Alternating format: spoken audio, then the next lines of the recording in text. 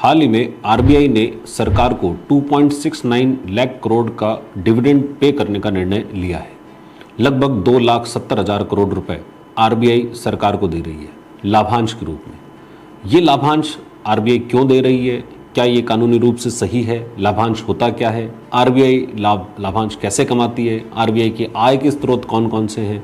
और आरबीआई का व्यय का कारण जो है वो क्या क्या होता है? तो इन सब बातों को ही जानेंगे इस वीडियो के अंदर।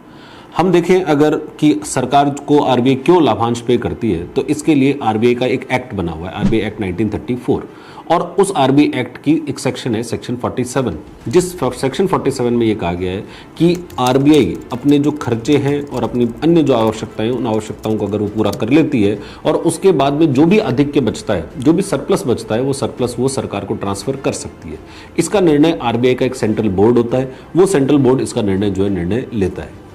और अभी हाल ही में आरबीआई के सेंट्रल बोर्ड की बैठक हुई और उसने ये निर्णय जो है वो लिया। लेकिन लाभांश जिसको शब्द कहा जा रहा है, तो ये लाभांश आरबीआई को होगा कैसे? क्या आरबीआई लाभ कमाने वाली संस्था है? क्या ये कोई प्राइवेट कंपनी है जो डिविडेंड लाभ कमाती है और लाभ का कमाकर अपने शेयर होल्डर्स को लाभांश दिया करती है?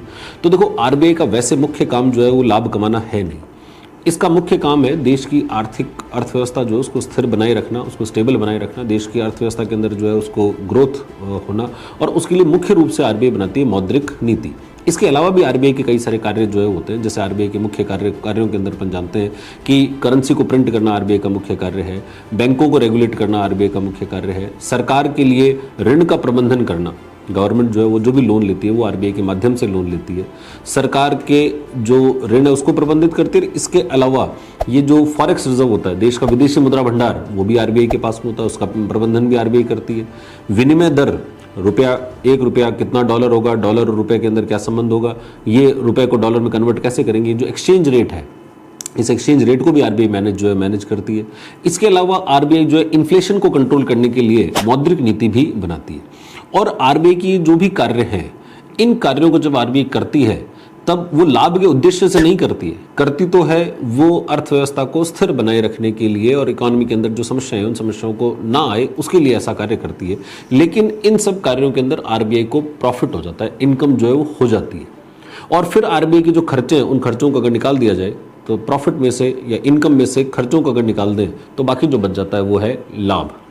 और इस लाभ का कुछ हिस्सा तो आरबीआई अपने पास रख लेती है ताकि उसके बुरे दिन में उसके काम आ सके, और बाकी पैसा जो है वो सरकार को ट्रांसफर कर देती है। अब हम जानते हैं कि आरबीआई के इनकम के सोर्सेज आखिर हैं कौन कौन से, कैसे इनकम जो है कमाती है। जैसे आरबीआई ने अभी इस बार इतना बड़ा डिविडेंड जो है सरकार को दिया, तो इतनी क्या इनकम हो गई आरबीआई की? सबसे बड़ी जो इनकम आरबीआई को इस बार हुई है वो हुई है फॉरेक्स रिजर्व के कारण, कि ये जो विदेशी मुद्रा भंडार होता है, विदेशी मुद्रा भंडार का प्रयोग आरबीआई करती है एक्सचेंज रेट को मैनेज करने के लिए। कि एक्सचेंज रेट का निर्धारण भारत में वैसे तो होता है बाजार से, फ्लोटिंग एक्सचेंज रेट है। फ्लोटिंग मतलब बाजार के अंदर डॉलर जो है, डॉलर की डिमांड कितनी है और डॉलर की सप्लाई कितनी है। लेकिन इस एक्सचेंज रेट में स्थिरता बनी रहनी चाहिए, स्टेबिलिटी बनी रहनी चाहिए। इसके लिए आरबीआई अगर बाजार में डॉलर ज़्यादा होता है तो आरबीआई डॉलर को खरीद लेती है, और बाजार में डॉलर कम होता है तो आरबीआई डॉलर को बेच देती है। इस प्रकार के काम करके और उसको विनिमय दर को स्थिर बनाने की कोशिश जो है वो करती है। अभी आरबीआई ने बड़ी मात्रा में डॉलर बेचा है, जबकि उससे पहले जो 2020-21 का जो टाइम पीरियड था, तब आरबीआई जो बड़ी मात्रा में डॉलर खरीद रही थी। तब डॉलर खरीदा जाता था और अभी डॉलर बेच ज़्यादा रही है। और जब खरीदा था वो कम दाम पर खरीदा था, और जब बेचा है तो वो ज़्यादा दाम पर बेचा है। और ऐसा करने से रुपए जो वीक हो रहा था, उस वीक होने वाले रुपए को वो बचाने की कोशिश आरबीआई ने की है। अगर एशिया के जितने सेंट्रल बैंक्स को देखा जाए, उसमें सबसे ज़्यादा डॉलर अगर किसी ने बेचा है तो वो आरबीआई ने बेचा है, और इसके कारण आरबीआई को प्रॉफिट हुआ, लाभ हुआ। इसके अलावा आरबीआई के दूसरे भी लाभ के स्रोत होते हैं, जैसे ये आरबीआई फॉरेक्स रिजर्व रखती है, अपना विदेशी मुद्रा भंडार। तो आरबीआई के पास जो विदेशी मुद्रा होती है, ऐसा नहीं कि सिंपल डॉलर लिया और डॉलर को अपने पास में किसी सूटकेस में रख दिया। उस डॉलर का आरबीआई जो है अलग अलग देशों की गवर्नमेंट सिक्योरिटीज में उसको निवेश कर देती है। जैसे आरबीआई ने यूएस की गवर्नमेंट की सिक्योरिटीज खरीद ली, यानी यूएस गवर्नमेंट को एक तरीके से उधार दे दिया लॉन्ग टर्म के लिए, और वो जो यूएस गवर्नमेंट की सिक्योरिटीज होगी उस पर आरबीआई को मिलता है ब्याज। तो यहाँ से ब्याज की जो इंटरेस्ट अर्निंग भी आरबीआई की होती है। वर्तमान में आरबीआई की गवर्नमेंट सिक्योरिटीज जो है वो काफ़ी ज़्यादा है, और उसको इंटरेस्ट अर्निंग जो है वो भी बहुत बड़ी मात्रा में हो रही है। तो एक तो डॉलर को बेचने से आरबीआई के पास में पैसा आया, दूसरा विदेशी जो हमारी गवर्नमेंट सिक्योरिटीज है वो सरकार आरबीआई के पास में, उससे आरबीआई को जो है इंटरेस्ट इनकम होती है।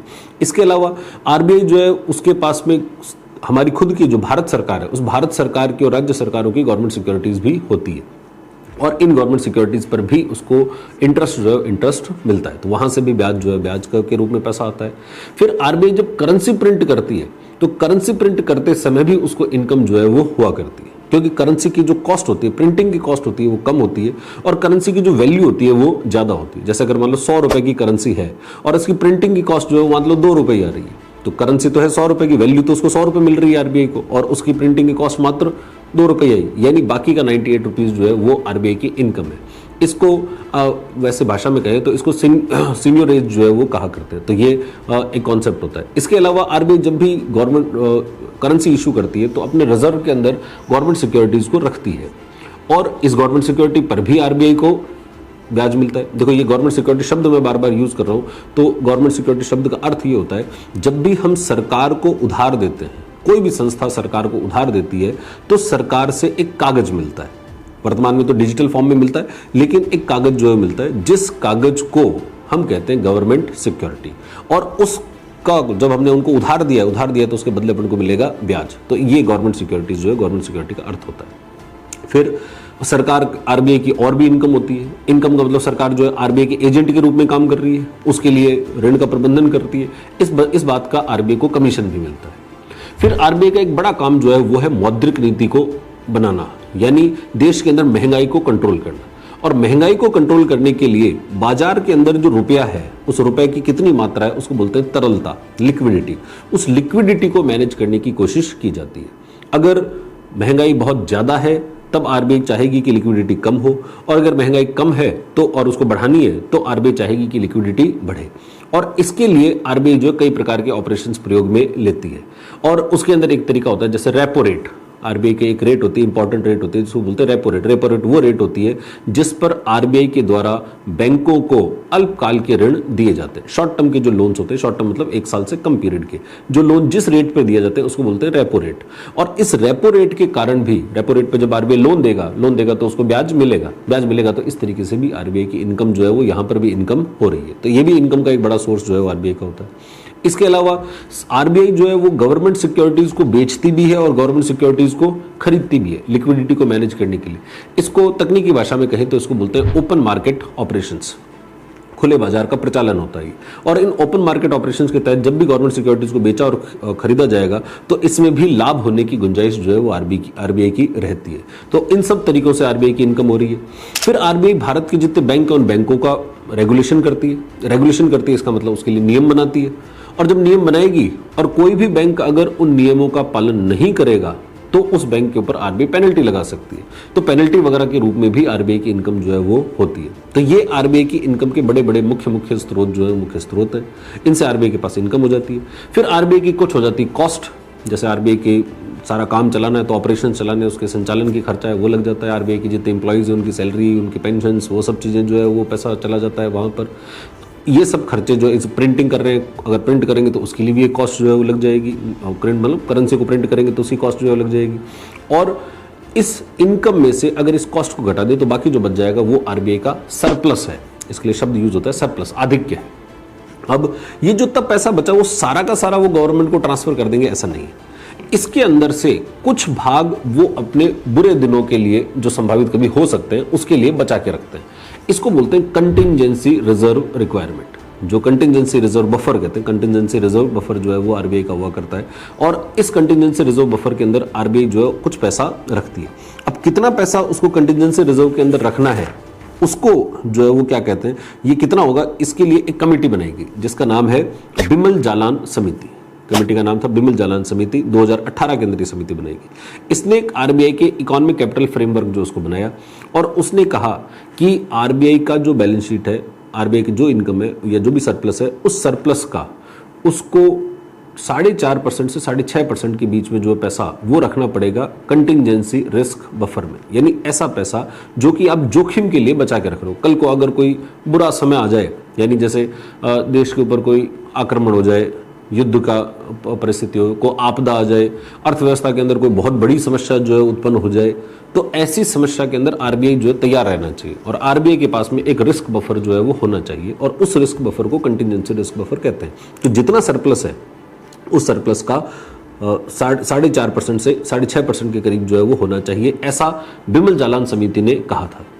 इस बार जो आरबीआई का सेंट्रल बोर्ड जब बैठा तो उस सेंट्रल बोर्ड ने ये डिसाइड किया कि हम इस रिस्क बफर को बढ़ाएंगे और बढ़ाकर उसको 7.5% कर देंगे। तो 7.5% रिस्क बफर कर दिया, मतलब जितना सरप्लस रहा उसका 7.5% तो रिस्क बफर में रख दिया, और उसके बाद जो पैसा बचा वो पैसा जो है सरकार को ट्रांसफर किया जा सकता है। यानी एक तरीके से देखा जाए तो आरबीआई के सेंट्रल बोर्ड ने आरबीआई के रिस्क बफर को भी बढ़ाया है, यानी आरबीआई की सुरक्षा को भी बढ़ा दिया और साथ साथ में सरकार को जो पैसा है वो भी ज्यादा दिया है।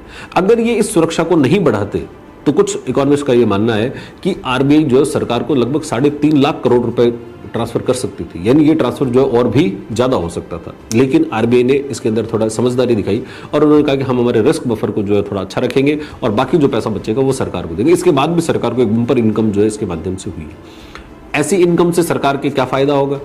इस इनकम के कारण सरकार का जो राजकोषीय घाटा है वो कम हो जाए। सरकार को अपने राजकोषीय घाटे को, फिस्कल डेफिसिट को कम करने में मदद मिलेगी। सरकार को इस वर्ष जो उधार लेना है वो उधार वो कम लेगी, और उधार लेगी तो कम लेगी तो भविष्य के अंदर जो इंटरेस्ट लायबिलिटीज बनेगी वो भी कम बनेगी। तो सरकार का जो ओवरऑल जो सेंट्रल डेट है, सेंट्रल गवर्नमेंट का जो ऋण है, वो ऋण की मात्रा जो है कम हो जाएगी। अभी इस बार के बजट के अंदर सरकार ने ये टारगेट रखा कि 31 मार्च 2031 तक सरकार का, केंद्र सरकार का जो ऋण है वो जीडीपी के 50% प्लस माइनस 1% तक हम जो है वो कर देंगे। अभी वर्तमान में लगभग 57% है, तो 57% या 56% है, 56% से कम करके इसको हम 50% पर ले आएंगे, ऐसा सरकार का टारगेट है। और अगर सरकार उस ऋण को कम करना चाहती है तो उसके लिए आरबीआई का ये जो डिविडेंड उसको मिला है या फिर आरबीआई का जो सरप्लस उसको ट्रांसफर हुआ है, ये काफी हद तक उसकी मदद कर सकेगा। इन पैसों का यूज जो है वो सरकार इंफ्रास्ट्रक्चर के क्रिएशन के अंदर, कुछ लोक कल्याणकारी योजनाओं चलाने में, इनके अंदर सरकार जो है वो कर सकती है। लेकिन इसके अंदर एक जो इसका मतलब है कि भाई भविष्य के अंदर एक रिस्क क्या हो सकती है ऐसे ट्रांसफर की रिस्क ये हो सकती है कि सरकार जो है वो बार बार आरबीआई से ऐसे बड़े ट्रांसफर की डिमांड कर सकती है, क्योंकि ये एक ट्रेंड जो है वो चलने लगा है कि अभी इस साल लगभग 2,70,000 करोड़ जो है ट्रांसफर हो रहे हैं। उससे पिछले साल जो है 2,10,000 करोड़ ट्रांसफर हुए थे। उससे पहले और देखें तो लगभग 87,000 करोड़ जो है ट्रांसफर हुए थे। और 2019 के अंदर अगर हम देखें तो 1,76,000 करोड़ रुपए जो है वो 18-19 के अंदर ट्रांसफर हुए थे। तो यानी ये जो आप ट्रांसफर है, ये ट्रांसफर दिन ब दिन बढ़ता जा रहा है। तो कहीं ऐसा ना हो कि सरकार ज्यादा से ज्यादा इस प्रकार के ट्रांसफर्स पर डिपेंडेंट रहने लग जाए, क्योंकि इस बार तो इनकम हो गई, और वो इनकम इसलिए हो गई क्योंकि रुपए का वैल्यू जो है, रुपए का वैल्यू डॉलर के मुकाबले कमजोर था। दुनिया के अंदर डॉलर की कमी हुई और उसके कारण रुपए जो है, रुपया गिरता गया और लगभग 87-88 रुपए पर जो है वो $1 के करीब आने लग गया था। तो इसका मतलब रुपए जो है, रुपया कमजोर हो रहा था और उस कमजोर होने का फायदा जो है वो आरबीआई को मिल गया। लेकिन ऐसा आरबीआई को हमेशा ही फायदा मिलता रहेगा ऐसा नहीं है, और हमेशा ही आरबीआई इतने बड़े चीजें, बड़े जो ट्रांजेक्शन, जो ट्रांसफर है वो करती रहेगी, ये भी कोई आवश्यक नहीं है। तो सरकार पूर्ण रूप से आरबीआई पे डिपेंडेंट हो जाए बड़े ट्रांसफर्स के लिए, तो ये सरकार को जो है इसके अंदर सरकार को थोड़ी सावधानी बरतनी होगी कि भविष्य के अंदर आरबीआई पे डिपेंडेंट नहीं रहना है, और आरबीआई की जो ऑटोनॉमी है, आरबीआई की जो स्वायत्तता है, उस स्वायत्तता को प्रभावित नहीं होनी चाहिए। क्योंकि इकोनॉमी के अंदर अगर आरबीआई का रोल ऑटोनोमस नहीं रहा या आरबीआई की जो सत्ता है उसके अंदर कोई गड़बड़ होती है तो वो अर्थव्यवस्था के अंदर नकारात्मक प्रभाव बना सकती है। इसलिए सरकार को वहां पर थोड़ा सा ध्यान रखना चाहिए। बाकी जो ट्रांसफर्स है वो ट्रांसफर्स आरबीआई की इनकम के कारण हुए और सरकार को बम्पर कमाई इस बार आरबीआई के माध्यम से हुई है। ठीक है, तो ये था आरबीआई को सरकार के द्वारा दिया गया डिविडेंड। आशा करता हूं कि आपको ये मामला जो है समझ में आया होगा। बहुत बहुत धन्यवाद।